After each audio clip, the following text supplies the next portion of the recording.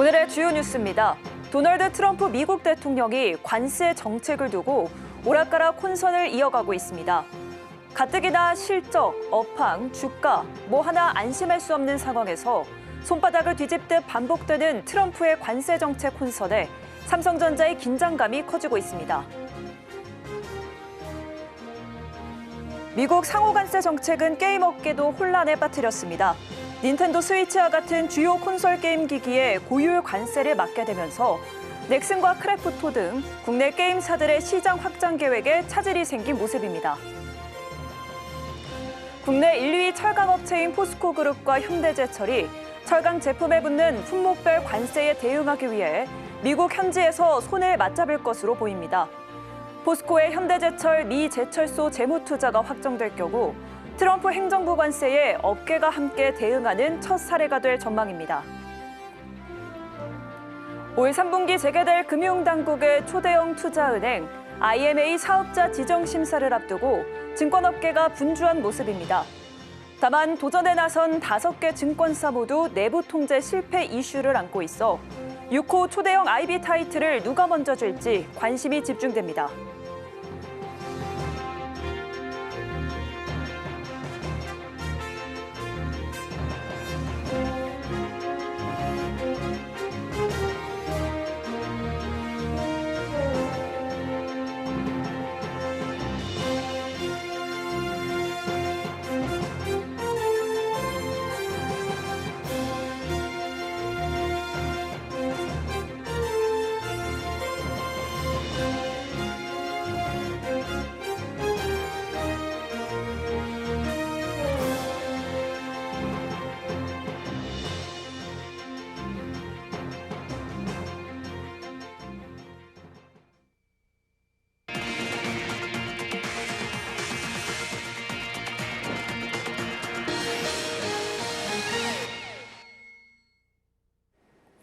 여러분 안녕하십니까? 4월 14일 서울경제 뉴스5 시작합니다. 도널드 트럼프 미국 대통령이 관세 정책을 두고 오락가락 혼선을 이어가면서 삼성전자의 긴장감이 커지고 있습니다. 하루 사이 스마트폰을 상호관세 대상에서 제외한다고 했다가 이와는 별개로 반도체가 들어가는 전자제품 등에 반도체 품목관세를 부과하겠다는 입장을 내놨는데요. 손바닥 뒤집듯 반복되는 트럼프 대통령의 변덕에 삼성전자는 또 한 번 숨죽이고 지켜볼 수밖에 없는 상황입니다. 김혜영 기자입니다. 트럼프 미국 대통령이 반도체 품목 관세를 예고했습니다. 스마트폰 등 전자제품을 상호관세 예외 품목으로 지정하며 관세 정책 후퇴 논란이 일자 선을 그었습니다. 트럼프 대통령은 스마트폰 관세 면제는 가짜뉴스라며 예외는 없다고 강조했습니다. 상호관세 대상에서 품목별 관세로 옮겨갈 뿐 예외를 적용한 적이 없다는 뜻을 분명히 한 겁니다. 이는 자국 기업인 애플을 위한 맞춤형 면제라는 분석도 나옵니다. 중국의 생산 비중이 80%를 넘는 애플이 관세 폭탄을 피해간 겁니다. 트럼프 대통령은 중국의 125%에 달하는 상호관세를 부과하며 애플의 아이폰 값이 300만 원을 넘을 것이라는 관측 속 판매 감소로 이어질 수 있다는 우려가 나왔습니다. 반면 삼성전자의 긴장감은 커지고 있습니다. 당초 90일 유예를 받은 베트남의 생산 비중이 높은 삼성전자는 관세 청구서를 받기 전까지 시간을 벌게 됐다는 평가와 함께 애플에 대한 반사이익 기대감이 더해졌지만 이는 물거품이 됐습니다. 애플이 인도 생산량 증가에 초점을 맞춘 가운데 삼성전자도 생산 거점 조정은 불가피할 것이란 전망도 나옵니다. 가뜩이나 실적, 업황, 주가 뭐 하나 안심할 수 없는 상황에서 손바닥을 뒤집듯 반복되는 트럼프의 관세 정책 혼선에 삼성의 고민이 깊어지고 있습니다. 서울경제TV 김혜영입니다. 미국 상호관세 영향은 게임 업계에도 미치고 있습니다. 게임 소프트웨어 상품은 관세 대상에서 제외됐지만 콘솔과 같은 게임 기기는 고율 관세를 맞게 됐는데요. 글로벌 콘솔 업체는 물론이고 넥슨과 크래프톤 등 콘솔 게임으로 영역을 확장하려던 국내 게임사의 계획에도 차질이 생겼습니다. 이수빈 기자입니다. 미국 상호 관세 정책으로 게임 업계가 혼란에 빠졌습니다. 게임 상품과 달리 게임 기기는 관세 영향을 정통으로 받게 되면서 콘솔 시장 확장에 공을 들이던 국내 게임사는 여파를 피해가지 못하게 됐습니다. 도널드 트럼프 미국 대통령이 최근 발표한 관세 정책에 따라 콘솔 등 게임 기기는 관세 적용 대상에 포함됐습니다. 닌텐도 스위치, 플레이스테이션과 같은 주요 콘솔 기기의 유통망에도 비상이 걸렸습니다. 이들은 주로 중국이나 베트남, 캄보디아 등 고관세 지역에 생산 공장을 두고 있는 만큼 관세 여파를 피하기 힘들 것이란 관측이 나옵니다. 국내 게임 업계도 미국의 관세 정책을 예의주시하고 있습니다. 최근 국내 게임사들은 글로벌 시장 공략을 위해 콘솔 시장 확장에 공을 들이고 있습니다. 넥슨은 지난달 글로벌 출시한 퍼스트 버서커 카잔을 중심으로 콘솔 패드 최적화 작업을 진행 중이고 크래프톤도 올해 발표한 대형 신작 인조이의 콘솔 버전 확장을 검토 중인 상황. 미국의 고율 관세로 콘솔 시장이 위축될 것으로 관측되면서 국내 게임사들도 콘솔 게임 출시 시점을 늦추거나 중단할 수밖에 없게 됐습니다. 게임 소프트웨어 위주의 기업들은 당장의 직격탄을 피하게 됐지만 콘솔 관세 부과는 업계 전반에 악영향을 미칠 것으로 관측되고 있습니다. 콘솔 가격이 오르면 게임 소프트웨어 상품 판매 위축과 신작에 대한 관심 감소로 이어질 가능성이 크기 때문입니다. 또 기존 PC나 모바일 게임을 콘솔 버전으로 확장해 창출하던 추가 수익도 줄어들 수 있습니다. 지난해 나란히 최대 실적을 기록하며 성장세를 이어온 넥슨과 크래프톤. 올해 대형 신작을 통해 호실적 구축기를 노렸지만 관세가 예상치 못한 복병으로 작용하며 플랫폼 확장에 제동이 걸린 모습입니다. 서울경제TV 이수빈입니다. 포스코가 현대제철이 미국 루이지애나주에 건설할 예정인 전기로 제철소에 지분 투자를 검토하고 있습니다. 국내 1, 2위 철강업체가 나란히 미국의 관세 장벽을 돌파하기 위해 현지에서 손을 맞잡는 빅딜이 될 전망인데요. 단순 재무적 투자를 할지 생산 라인 일부를 확보할지 관심이 쏠리고 있습니다. 김효진 기자입니다. 포스코 그룹이 현대제철 미국제철소 건설에 재무적 투자를 검토 중입니다. 철강 제품에 붙는 25% 품목별 관세에 대응하기 위해서입니다. 포스코 그룹의 투자가 확정될 경우 트럼프 행정부의 철강 관세에 업계가 함께 대응하는 첫 사례가 됩니다. 국내 철강업계 1, 2위인 포스코 그룹과 현대제철은 미국향 철강 수출품에 붙는 25% 관세에 대한 대응책으로 미국 현지 생산을 내세웠습니다. 현대제철은 미국 루이지애나주에 연산 270만 톤 규모의 전기로 일관제철소 건립을 선언했습니다. 상업 생산 목표 시점은 2029년입니다. 현대제철은 현대차 미국 공장이라는 확실한 수요처를 바탕으로 가장 먼저 현지 제철소 건립을 발표했습니다. 8조 5천억 원의 건설 자금 중 절반은 현대차 그룹 내에서 조달하고 나머지 절반은 외부에서 차입한다는 보관. 포스코 그룹도 신시장 확대와 관세 대응을 위해 미국 현지에서 쇳물을 직접 뽑아내는 상공정 투자 확대를 발표했습니다. 지난달 31일 장인호 회장은 미국과 인도 등 철강 고성장 고수익 지역에서 현지 완결형 투자와 미래 소재 중심 친사업을 추진해야 한다고 밝힌 바 있습니다. 하지만 포스코 그룹이 단순 자금 투자를 할지 현대제철로부터 조강 생산량의 일부를 확보할지 여부가 변수가 될 전망입니다. 포스코 입장에선 현지 생산 라인을 활용해야 관세 부과를 피할 수 있는데 현대제철 입장에선 생산 라인까지 넘기는 게 부담스러울 수 있기 때문. 포스코 관계자는 미국 투자에 관련한 다양한 전략적 방안을 검토하고 있으나 아직까지 확정된 사안은 없다고 밝혔습니다. 서울경제TV 김효진입니다.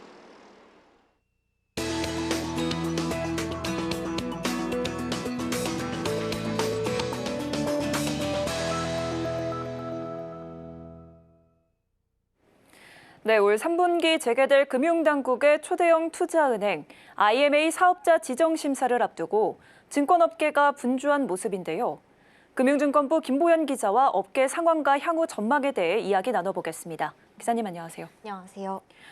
네, 먼저 현재 증권사들이 어떻게 나뉘어져 있는지 설명 부탁드립니다. 네, 현재는 자기자본 3조 원 미만의 금융투자회사, 3조 원 이상의 종합금융투자회사, 4조 원 이상의 초대형 IB 등 크게 3개로 나누어져 있습니다.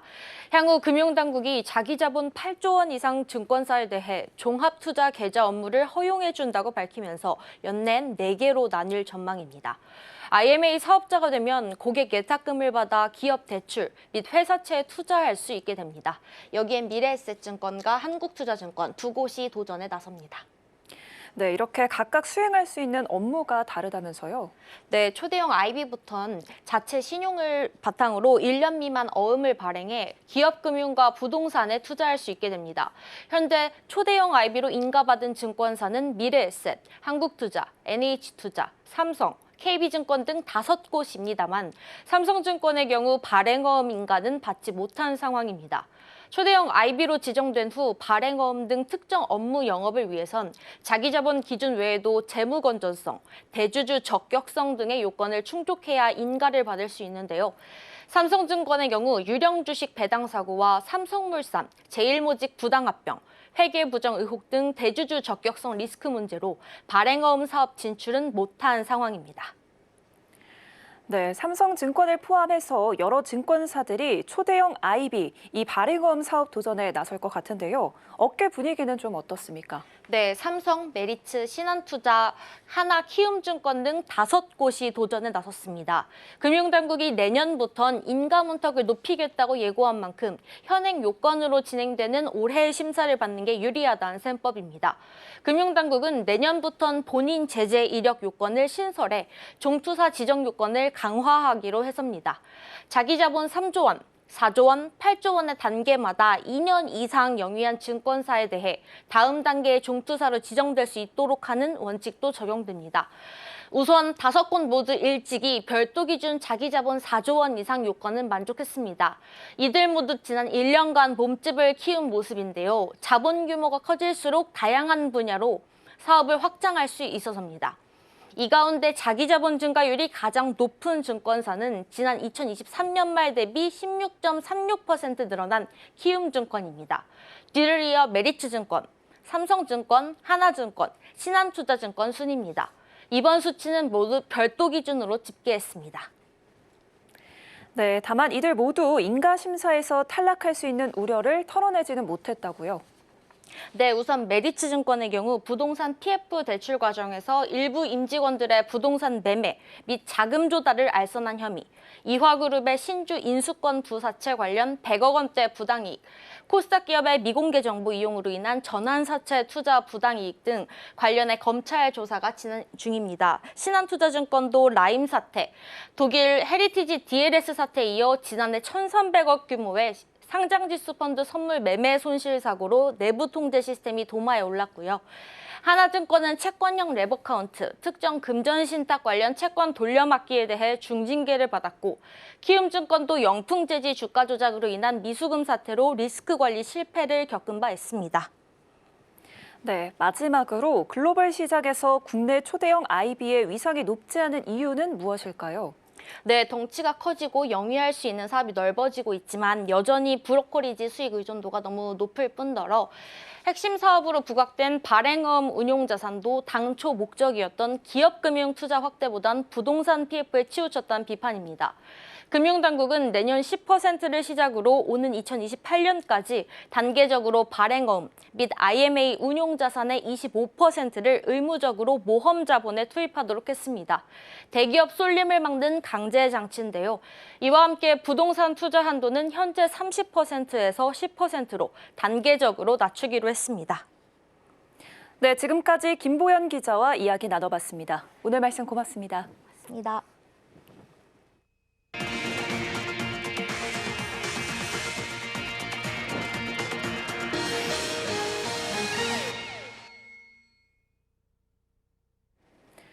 정의민 포스코 ENC 대표가 취임한 지 불과 100여일 만에 이딴 사고로 중대재해처벌법을 걱정해야 하는 처지가 됐습니다. 올해 1월 경남 김해 공사 현장에서 근로자 사망 사고가 난 데 이어 지난주 신안산선 공사 현장에서 붕괴 사고가 일어났는데요. 1%의 실수는 100%의 실패라는 안전 슬로건을 내세우고 있지만 중대재해는 잇따라 발생하고 있습니다. 이지영 기자입니다. 경기도 광명시 신안산선 지하터널 공사 현장. 폭탄을 맞은 듯 도로가 내려앉고 철근이 엿가락처럼 휘어져 있습니다. 지난 11일 이곳 양지사거리 부근에선 공사 현장과 상부도로가 함께 붕괴하는 사고가 났습니다. 이 사고로 포스코 E&C 소속 50대 근로자가 매몰됐는데 생사는 아직 확인되지 않고 있습니다. 주말 새 비와 강한 바람으로 사고 현장 수색 작업에 어려움을 겪고 있는 겁니다. 특히 사고 발생 전날 붕괴 우려를 인지했지만 인명피해를 막지 못해 비난이 쏟아지고 있습니다. 지난해 12월 취임한 정유민 포스코 E&C 대표는 취임 약 100일 만에 두 번째 중대재해 사고에 직면했습니다. 앞서 올해 1월 경남 김해시 아파트 공사 현장에서 50대 하청 근로자가 추락사해 고용노동부는 중대재해처벌법 위반 여부를 조사하고 있습니다. 포스코 E&C의 지속가능 경영보고서에 따르면 이 회사는 경영 최우선 가치로 안전과 보건을 꼽고 있습니다. 특히 정 대표는 올해 신년사에서 안전과 품질 최우선 문화를 정착시켜야 한다고 했지만 이딴 사고로 이 말이 무색해졌습니다. 지난 2022년 1월 말 중대재해처벌법이 시행된 이후 지금까지 포스코 E&C에선 벌써 6번의 노동자 사망 사고가 발생했습니다. 서울경제TV 이지영입니다. DB손해보험이 금융당국의 무저해지 환급형 상품 해지율 가이드라인 영향으로 보험 계약 마진 CSM의 직격탄을 맞았는데요. 정종표호 DB손보가 핵심 수익지표인 CSM에서 무리수를 두면서 메리츠 화재의 업계 2위 자리를 위협받고 있습니다. 김도하 기자입니다. DB손해보험이 무저해지 상품 해지율 등 계리적 가정 변경으로 CSM이 1조 원 넘게 감소했습니다. 무저해지 보험은 보험료가 저렴한 대신 납입기간 중 해지 시 환급금이 없거나 적은 상품입니다. 해지율이 높다고 가정할수록 해지 환급금 준비금 부담이 낮아져 이익을 높게 잡을 수 있어 고무줄 회계 온상으로 지목되었습니다. 금융당국은 일부 보험사들이 실적을 실제보다 부풀렸다고 보고 지난해 무저해지 상품 해지율에 대한 가이드라인을 제시했는데 손해보험사 중 DB손보가 가장 큰 타격을 받은 겁니다. 금융감독원 전자공시 시스템에 따르면 지난해 상위 손보사 중 해지율 가정 변경으로 CSM이 가장 많이 줄어든 곳은 DB손보로 1조 6,900억 원 감소했습니다. 이익을 부풀리기 위해 해지율을 낙관적으로 가정한 여파입니다.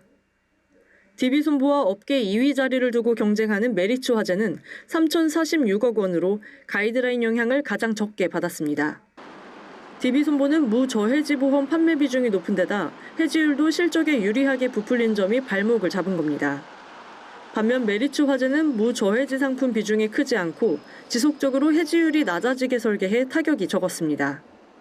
이달부터 금융당국의 무저해지 상품 해지율 가정이 변동되며 주요 손해보험사들의 보험료가 적게는 1%에서 많게는 30%대까지 인상됐는데 DB손보 역시 두 자릿수까지 보험료 인상에 나섰습니다. DB손보와 메리츠 화재의 지난해 순이익 차이는 고작 600억 원 수준. 무저해지 해지율 가정 변경으로 더 이상 CSM 이익을 유리하게 산출하기 어려워진 DB손보가 메리츠 화재의 추격을 따돌릴 수 있을지 업계 관심이 쏠립니다. 서울경제TV 김도하입니다. 넥스트 유니콘으로 불리며 여성 패션 플랫폼 업계에서 주목받았던 브랜디가 존폐 기로에 섰습니다. 한때 1조 원이 넘는 기업 가치를 인정받기도 했지만 지금은 자본 잠식 상태에다 직원 수는 10분의 1 수준으로 쪼그라들었는데요. 이혜연 기자입니다. 여성 패션 플랫폼 브랜디가 1조 원이 넘는 기업 가치를 인정받으며 넥스트 유니콘으로 주목받았지만 지금은 존폐 기로에 섰습니다. 유동성 위기에 인력 감축 등 자구책을 마련하고 있지만 마땅한 대안이 없는 상황. 브랜디를 운영하는 유넥스의 지난해 말 기준 자본 총계는 마이너스 306억 원으로 현재 완전 자본 잠식 상태입니다. 지난 2023년에는 순자산이 48억 원을 기록했는데 1년 새 급격히 악화된 겁니다. 유동성 위기는 심각한 수준입니다. 브랜디가 1년 안에 현금화할 수 있는 자산은 69억 원인데 같은 기간 갚아야 할 유동부채는 322억 원, 253억 원의 유동성 적자를 안고 있습니다. 브랜디는 자구 노력의 일환으로 인력 감축에 나섰지만 해법이 되진 못하고 있습니다. 브랜디의 직원 수는 2023년 말 기준 444명이었는데 올 2월 기준 45명으로 줄었습니다. 전체 직원의 90%가량이 회사를 떠난 겁니다. 2014년 설립된 브랜디는 에이블리, 지그재그와 함께 여성 패션 플랫폼 3대장으로 불리며 업계를 이끌었습니다. 2022년 대규모 투자 유치에 성공하며 차세대 유니콘으로 기대를 모았지만 외형 성장에만 집중한 나머지 수익성 확보에는 실패했다는 분석이 나옵니다. 실적이 고꾸라지자 브랜디는 지난달부터 페이백 기능을 중단하는 등 고객 혜택을 줄이고 있습니다.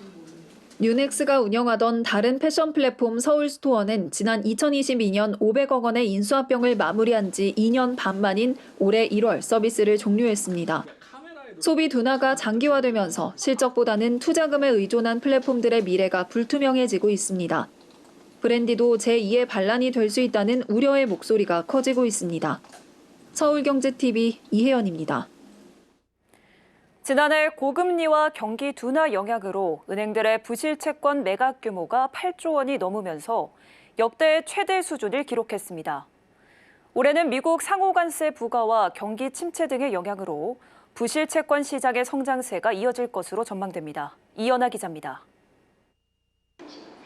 지난해 국내 은행들이 자산 건전성 관리를 위해 매각한 부실 채권이 8조 3천억 원으로 역대 최대 규모를 기록했습니다.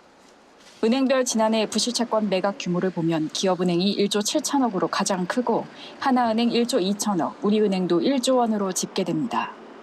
국내 은행들의 부실 채권 매각 규모는 2022년부터 증가세를 보였는데 2022년 2조 3,700억 원, 2023년 5조 4,300억 원을 기록한 바 있습니다. 통상 금융권에서는 부실 채권이 늘어날 경우 BIS 기준 자기자본 비율을 관리하기 위해 대규모 자본 투입을 해야 하는 리스크를 피하는 대신 부실 채권 상각 매각 방식으로 건전성을 관리합니다. 은행권 전체 부실 채권 규모는 이미 2022년부터 증가세이고 지난해 3분기 말 기준 14조 5천억 원, 특히 기업 여신 부실 채권만 11조 7천억 원으로 1년 사이 30%가 늘었습니다. 전체 부실 채권 가운데 80%가 기업 여신으로 나타남에 따라 은행권 전반의 연체율 상승으로 이어지며 구조적 위험도 함께 증가하고 있습니다. 업계에서는 지난해 미국 금리 인상 기조와 경기 부진에 따른 연체율 상승으로 부실 채권 매각 규모가 급증했다면 올해는 미국 상호관세 충격과 경기 침체 영향을 받을 것으로 전망하고 있습니다. 이달부터 5대 금융지주는 관세 충격에 따른 기업들의 피해를 줄이기 위해 36조 원 규모 금융 지원에 나섰고 금융당국을 중심으로 기업대출 규제 완화 검토에 들어갔는데 결국 부실 채권 매각 증가로 이어질 수 있다는 목소리도 제기됩니다. 은행권에서는 올해 1분기 부실 채권 매각 규모를 전년 동기 대비 소폭 상승한 2조 원 규모, 상반기 최대 5조 원 규모 매각을 전망함에 따라 부실 채권 시장 확대로 이어질 것으로 보입니다. 서울경제TV 이연아입니다. 도널드 트럼프 미국 대통령이 수입차에 25% 관세를 부과하겠다고 밝히면서 한국 GM 철수설이 수면 위로 떠올랐죠. 회사와 협력업체들의 불안감이 커지고 있는 가운데 한국 GM의 국내 매출 1조 원이 깨진 것으로 나타났습니다. 내수 시장에서 경쟁력을 잃으며 미국 수출의 생산기지로 전락했다는 분석이 나옵니다. 진민현 기자입니다. 지난해 한국 GM 국내 매출이 처음으로 1조 원이 무너진 것으로 나타났습니다. 한국 GM 감사 보고서에 따르면 지난해 국내 매출은 9,618억 원으로 전년보다 28.7% 줄었습니다. 2003년 이후 21년 만에 처음으로 국내 매출이 1조 원 아래로 떨어진 겁니다.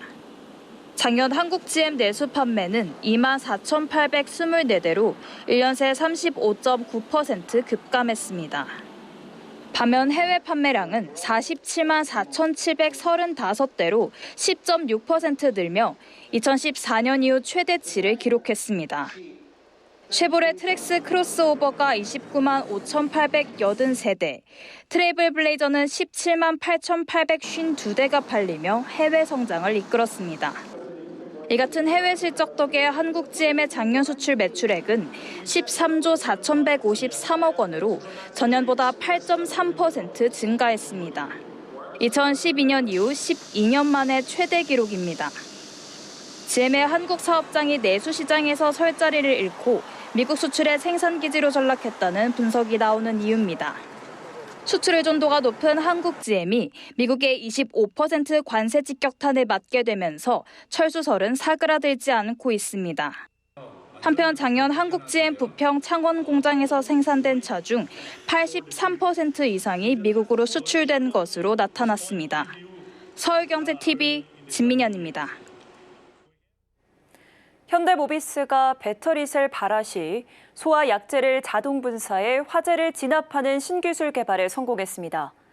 이 기술은 내열 소재를 활용해 열과 화염으로부터 열폭주를 지연시킬 뿐 아니라 원천 차단하도록 설계됐습니다. 배터리 시스템 내부는 환경과 인체에 무해한 성분으로 구성해 일반 가정용 소화기 용량의 5배에 달하는 소화 약재를 탑재했습니다. 박용준 현대모비스 배터리 시스템 연구실장은 주행거리를 향상시킨 대형 전기차가 등장하며 배터리 시스템의 안전 기준도 더욱 까다로워지고 있다며 앞으로 글로벌 기준을 상회하고 하드웨어와 소프트웨어가 통합된 고도화된 배터리 시스템을 개발해 글로벌 시장에 선보이겠다고 말했습니다. 한편 현대모비스는 지난해에도 배터리 과열을 방지하는 신소재를 개발했으며 이를 상품화하는 데 주력하고 있습니다. 이상으로 서울경제 뉴스5 마칩니다. 함께해 주신 여러분 고맙습니다.